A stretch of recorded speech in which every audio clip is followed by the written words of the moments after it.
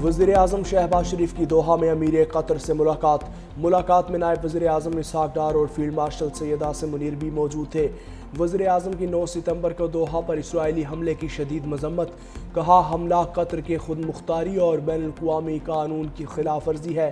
पाकिस्तान हर सतह पर कतर के साथ है। अमीर कतर का वज़ीर-ए-आज़म की हिमायत और यकजहती पर इजहार तशक्कुर।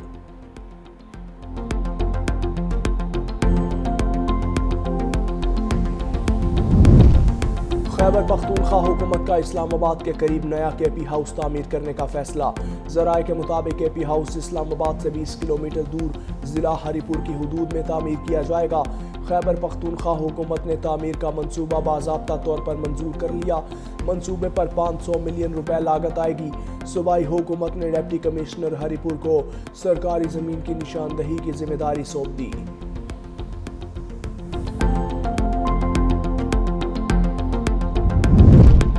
वज़ीर-ए-आज़म की हिदायत पर NDMA का सैलाब मुतासरा इलाकों में इमदादी ऑपरेशन जारी। मुजफ्फरगढ़ के सैलाब मुतासरीन के लिए 5000 खैमों की फराहमी। सक्कर से 8 ट्रक्स के जरिए 1100 खैमे मुजफ्फरगढ़ भिजवा दिए। जलोज़ई से 3900 खैमे रवाना। इमदादी सामान में फिल्ट्रेशन प्लांट, रज़ाइयाँ, फोल्डिंग बेड और पानी के केन समेत 17 कश्तियाँ भी शामिल।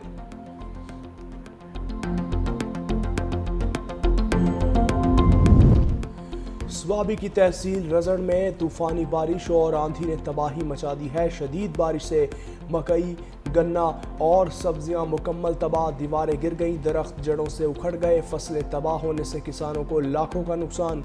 हुकूमत से इमदाद की अपील।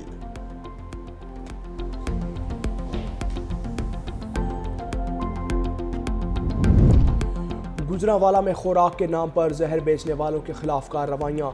4000 किलो फंगस सदा मुरब्बे और ममनुआ नीले ड्रम तर्फ। तर्जुमान फूड अथॉरिटी के मुताबिक बदबूदार और गंदे माहौल में मुरब्बे तैयार किए जा रहे थे। गैर मयारी अशिया और पेट के अमराज का बाइस बन सकती थी।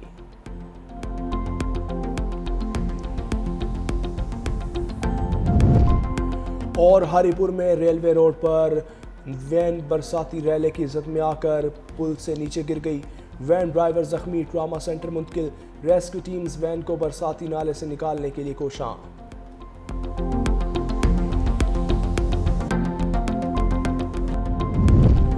दरियाए सिंध में गुड्डू बैराज पर ऊंचे दर्जे का सैलाब डिक्लेयर। पानी की आमद 6,24,094 क्यूसिक रिकॉर्ड।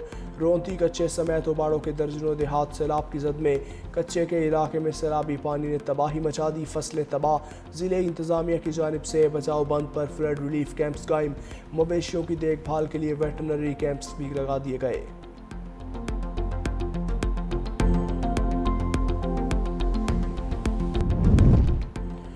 और अहमदपुर सियाल में गंदम ज़ख़ीरा करने वालों के खिलाफ कार्रवाई। 18,650 थैले बरामद।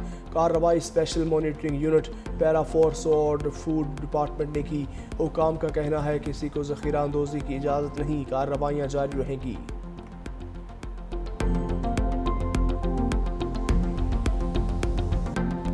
Israel must be held accountable for its war crimes against humanity.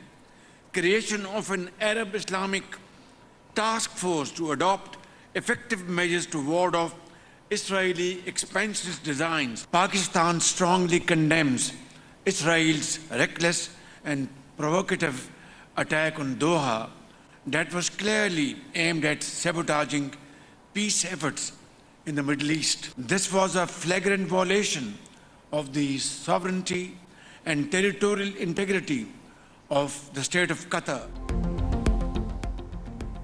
Pakistan की इसराइली जारहियत के खिलाफ अरब इस्लामिक टास्क फोर्स की तजवीज़। दोहा कॉन्फ्रेंस के खिताब में वज़ीर-ए-आज़म शहबाज शरीफ ने कहा, इसराइल ने बरादर मुल्क कतर की खुदमुख्तारी और सलामती की खिलाफ वर्जी की। इसराइली जारहियत से हम की कोशिशों को धचका लगा। इसराइल की जानिब से आलमी कवानीन की धज्जियाँ उड़ाना काबिल मुज़ब्बत है। इसराइल का कतर पर हमला जारहाना इक़दाम का तसलसल है। पाकिस्तान कतर के साथ मुकम्मल यकजहती का इजहार करता है। इसराइली सफाकियत को हर सूरत रोकना होगा। इस जारहियत के बाद सवाल है कि इसराइल ने मुज़ाकरात का ढोंग क्यों रचाया। इंसानियत के खिलाफ जंगी जराइम पर इसराइल को कचहरे में लाना होगा। अक़वाम मुत्तहिदा में इसराइल की रुकनियत मुअत्तल करने के हामी है।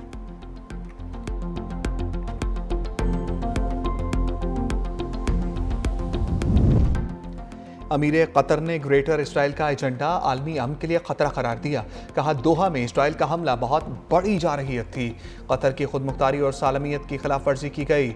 इसराइल ने मुज़ाकराती अमल को सबूताज करते हुए हमास की क़यादत को निशाना बनाया। सालिस के तौर पर खत्ते में अमन के लिए मुखलिसाना कोशिशें की।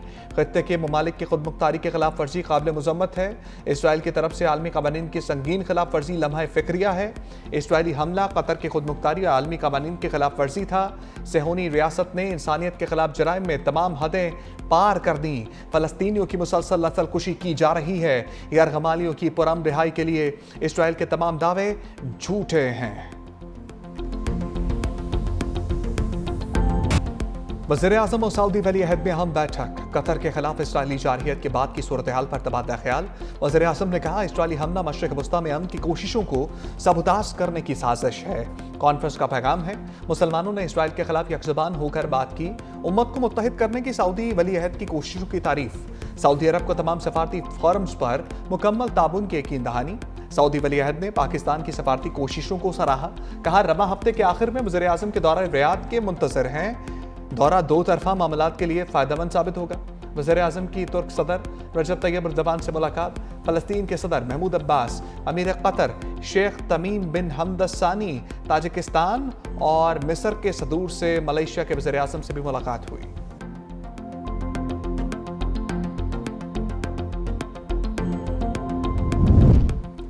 कतर के साथ मुकम्मल यकजहती का इज़हार करते हैं तुर्की के सदर रजब तैयब एर्दोगान का खिताब। कहा इसराइल के तौसी पसंदाना अज़ाइम मशरिक़ वस्ता और आलमी अमन के लिए शदीद खतरा है। गजा में निहत्ते फ़लस्तीनियों की नस्ल कुशी का ना रुकने वाला सिलसिला जारी है।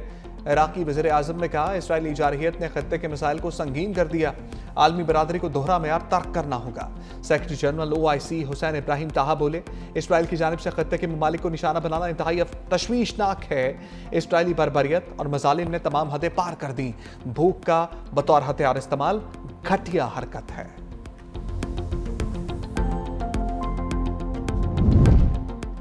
ईरानी सदर मसूद पज़ेश्कियान का मुस्लिम ममालिक से इसराइल के साथ ताल्लुकात ख़त्म करने का मुतालबा। कहा मुस्लिम दुनिया को इस जाली मुल्क से अपने ताल्लुकात मुनक़ता कर लेने चाहिए। आपस में इत्तेहाद और हम आहंगी को हत्तुल इम्कान बरकरार रखें। उम्मीद है इजलास इसराइल के खिलाफ किसी नतीजे तक पहुंचेगा।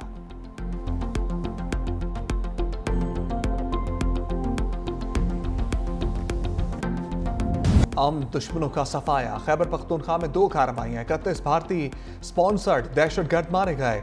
लकी मरबत में फितनल खवारिज के दहशतगर्दों की मौजूदगी की इत्तला पर कार्रवाई। सिक्योरिटी फोर्सेज से शदीद फायरिंग का तबादला। 14 भारतीय स्पॉन्सर्ड खारजी हलाक। बन्नू में सिक्योरिटी फोर्सेज का इंटेलिजेंस बेस्ड ऑपरेशन। 17 दहशतगर्द अंजाम को पहुंचे। बन्नू और लकी मरबत में सैनिटाइजेशन ऑपरेशन। सिक्योरिटी फोर्सेज भारतीय स्पॉन्सर्ड दहशतगर्दी के खात्मे के लिए पुरअज़्म।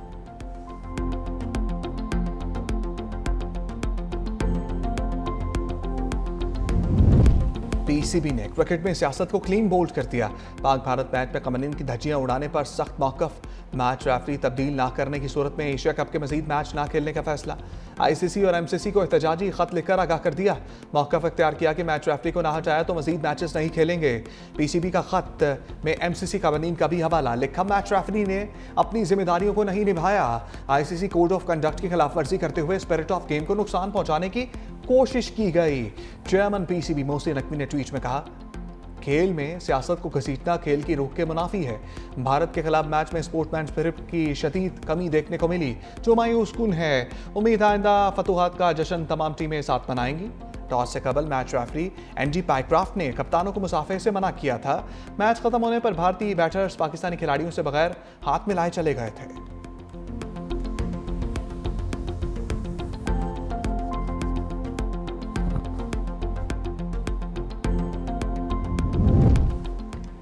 मैच रेफरी के मामले पर फौरी एक्शन ना लेना महंगा पड़ गया।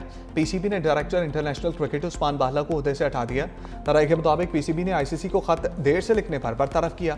उस्मान बाहला को फौरी तौर पर दुबई से वापस बुला लिया गया।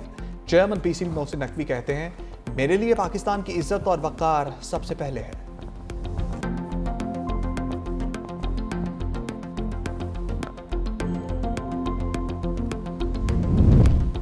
अली अमीन गंडापुर को बानी PTI से मुलाकात की इजाज़त ना मिल सकी। वज़ीर-ए-आला खैबर पख्तूनख्वा मुलाकात के बगैर ही वापस चले गए। मीडिया से गुफ्तगू में कहा उनका मकसद है पार्टी में इख्तलाफात बढ़ते रहें। इसलिए बानी से मुलाकात नहीं होने देते। ये चाहते हैं मुलाकातें ना हो और कन्फ्यूजन बढ़ती रहे। यहाँ बैठने के बजाय सैलाब ज़दा इलाकों में काम कर रहा था। पंजाब हुकूमत के बस में कुछ नहीं, ये सिर्फ रास्ता रोक सकते हैं। बानी से मुलाकात ना कराने का मकसद पार्टी को कमज़ोर करना है।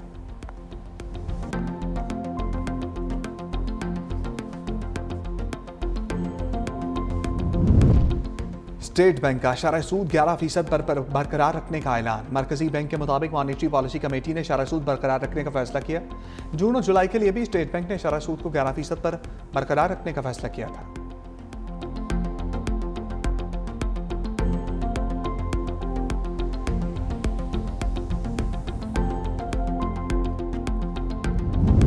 वज़ीर-ए-आज़म शहबाज शरीफ का गैर मुल्की दौरों का प्लान। 17 सितंबर से मुल्की दौरा करेंगे।